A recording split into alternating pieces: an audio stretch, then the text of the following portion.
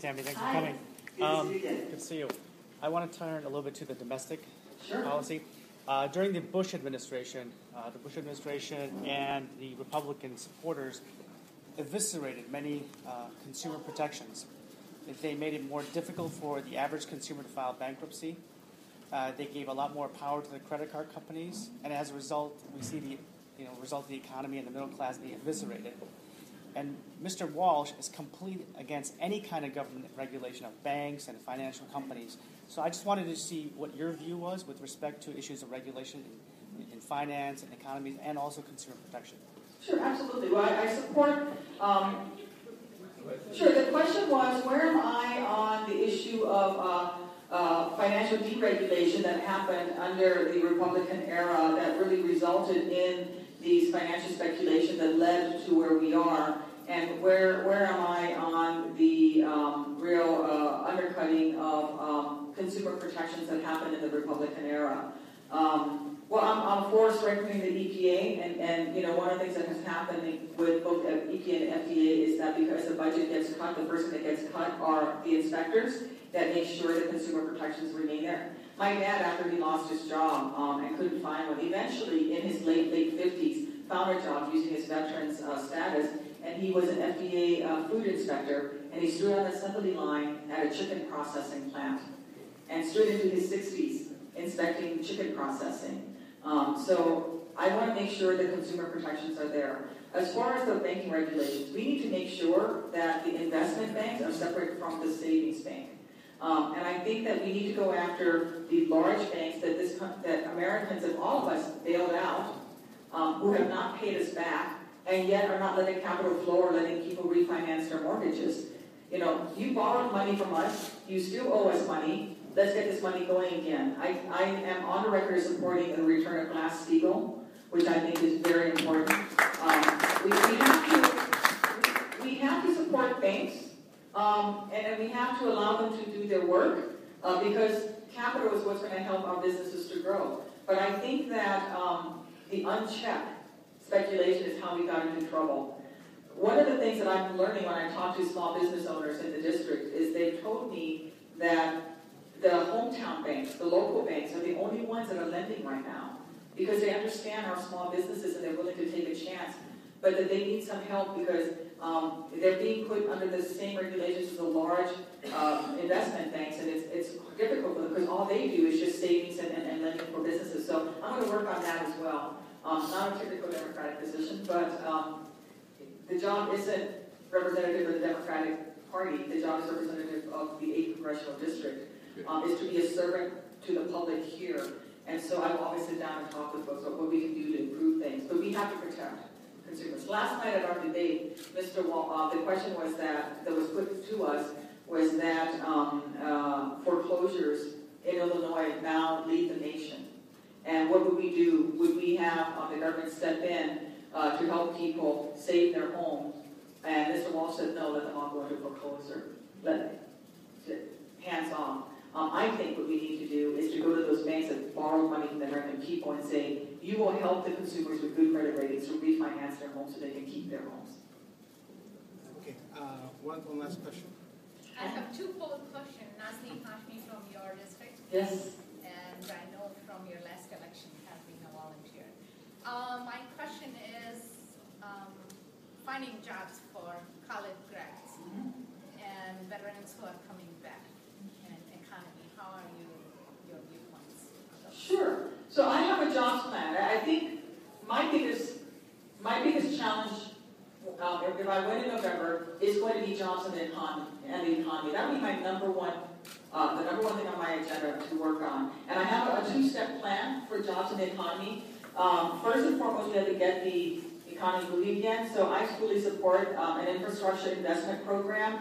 The transportation bill that recently passed that brings hundreds of millions of dollars, about $300 million into this district alone. That would be good, not just for construction workers, but engineering companies and architectural companies and the companies that provide things. That will be critical. That will jumpstart the economy. I support the FAST program, Fix America's Schools Today, which is a revenue-neutral proposal that would actually bring in infrastructure dollars to help fix all the public schools. This isn't, Chicago where there's a lot of private schools. Most of the schools in this district are public schools, and they were built in the 70s. Many of them were refurbished in the 90s, but they've really not had a lot of infrastructure investment since. We need to do that, and again, that'll get jobs moving again. So those are the short-term fixes. We need some tax credits for businesses, not the large businesses that are paying 0% taxes, but for medium and small businesses who are the engine of the economy. So I propose, here in Illinois about 6 years ago, I helped push through a bill that gives small businesses that hire a veteran of Iraq, Afghanistan, and Desert Storm a $600 state of Illinois tax credit for each one of your employees who's a veteran of any of those 3 conflicts. That started out being $600. It was recently raised to $5,000 by the governor. So if you are hiring, if you're a business owner and you're hiring someone, and you hire someone who's a veteran of Desert Storm, Iraq, or Afghanistan, you get a $5,000 tax credit from the state. I think that's something that's very good. So I would propose a similar tax credit nationwide. I would also propose a similar tax credit for businesses that hire someone like my dad who was unemployed for more than 6 months. We have to thank our business owners who take a chance, who take a risk, and help them do that. We also need partnerships between businesses and our schools. Harvard College, College of DuPage, Elgin Community College have all started programs where some of their students can actually go and intern while they're students at local businesses. They get a stipend, and then they go back to school. They study in the fields that are relevant to the business, and they can hopefully then go back and be hired by the business. We need more of those public-private partnerships. We can't forget about the older workers too. And I think this is where, it's very personal for me. Because my father was a pretty smart guy.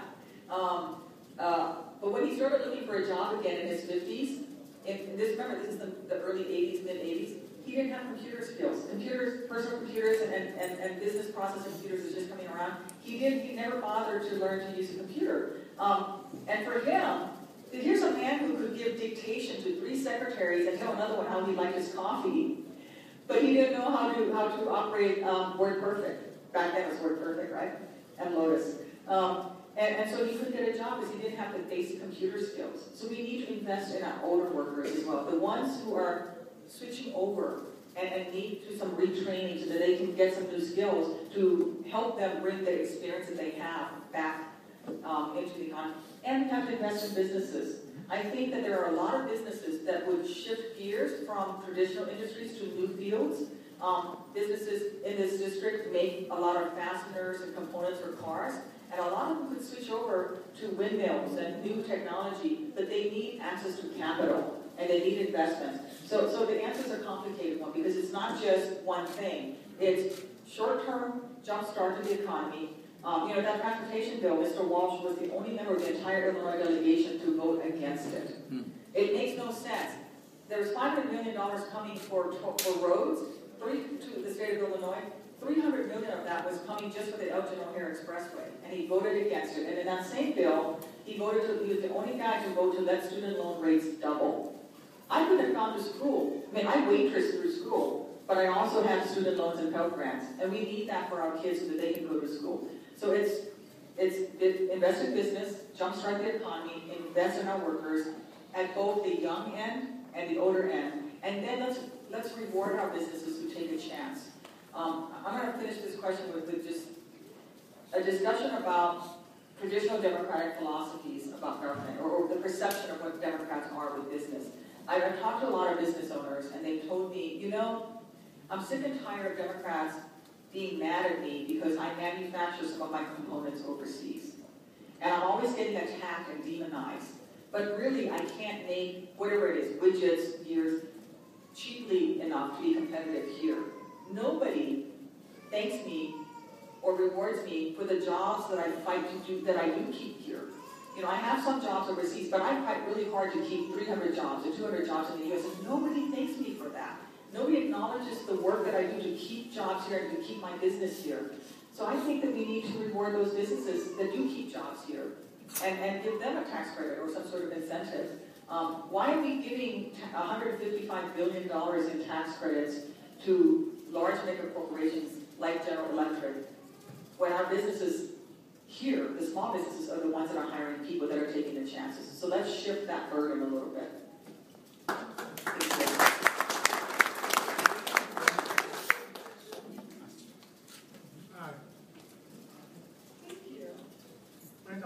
Sure, I was just wondering what your thoughts on about the last decade, the erosion of civil liberties in the U.S. for all American citizens, such as paychecks, such as surveillance, and places of worship for our community. The oath of office I took as a soldier, and the oath of office that I will take as a congressperson, is to protect and defend the Constitution of the United States. And I've always been someone who worked to give people more rights, not to take them away from people. And I am worried about this movement to take rights away from people, to take rights away from women, to take rights away from all sorts of folks. So I think this nation's strength is the fact that it's messy here. It's messy. We all have different ideas and we all have different views, and we have to allow people to express themselves. Yes, we have a real issue with national security, and I will always be a strong opponent of national security. But we can have national security without eroding people's rights and liberties. And so I've dedicated my entire adult life to protecting those rights and liberties. And in fact, I have said many times I almost did die to protect them.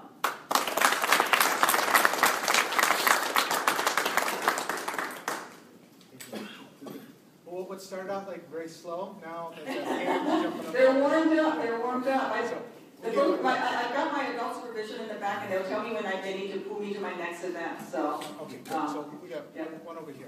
Hi. Hi. I'm not from a military family. I don't have relatives. I don't really know anyone directly who's fought in these wars. But I live in Illinois. I live in Lombard, and a lot of my neighbors are veterans. And I'm sure you know there are a lot of veterans in District 8, and they're not happy with how their life has been coming back from the war. I hear this statement of, are you better off 4 years from now? But I think a lot of the veterans want to ask, especially in District 8, is are they better off a year from now when Congressman Walsh took office? And they're not too happy. So, what specific ways can you help veterans in our district? Absolutely. Well, I will continue the work that I've been doing for the last 6 years. We've come a long way in terms of veterans benefits. When I started as the director of Illinois Department of Veterans Affairs at the end of 2006, after I lost my race, and I took office in December of 2006, Illinois was 49th in the country in terms of veterans benefits. When I left 3 years later, we were number one. And we did that by starting a lot of first-in-the-nation programs, a lot of public-private partnerships. I talked about the $600 tax credit. We became, under my leadership, the only state that had mandatory 100% screening for traumatic brain injury and post-traumatic stress of all returning National Guard personnel. I started the nation's first toll-free hotline for mental health. The VA at the time, their mental health hotline operated from Monday to Friday, 8 to 4. So if you woke up at 3 a.m. with nightmares, or you had problems, you had to wait till Monday and 8 before you could call your crisis hotline. So I made it 24/7. Then when I went on to the federal VA, I started a grant program here that actually took lottery funds, and we've given out over $10 million in grants to community groups, not-for-profits. So for example, this institution right here, if you wanted to do something for veterans in the realm of homelessness, post-traumatic stress, long-term medical care, you could actually apply for the Illinois Veterans Cash Grant Program. And some of the grants are $1,000 to help build ramps. You find 5 local veterans who need ramps built at their home, and you go in and they'll pay for it. The grant will be there for you to buy the building materials and you can build the ramps, to mental health counseling, to homelessness programs, and you could actually do that. And the grant program actually gives money to not-for-profits. It takes it out of the hands of government into the hands of the community leaders who know best what they need in Lombard and places like that. Then when I went to the federal VA, the president asked me to take charge of the program to end veterans homelessness. When I started, there were 139,000 homeless veterans on the streets of this nation any night of the week. 2.5 years later, we were down to under 70,000, and we're still bringing that number down. I've helped to open women's health care centers at veterans hospitals and clinics across the country. We've done a lot. We have a lot more work to do, but if we let the Ryan budget pass, a budget that doesn't even mention the word veteran once, we will see drastic cuts to the programs and benefits for veterans. And this is not a time when we can afford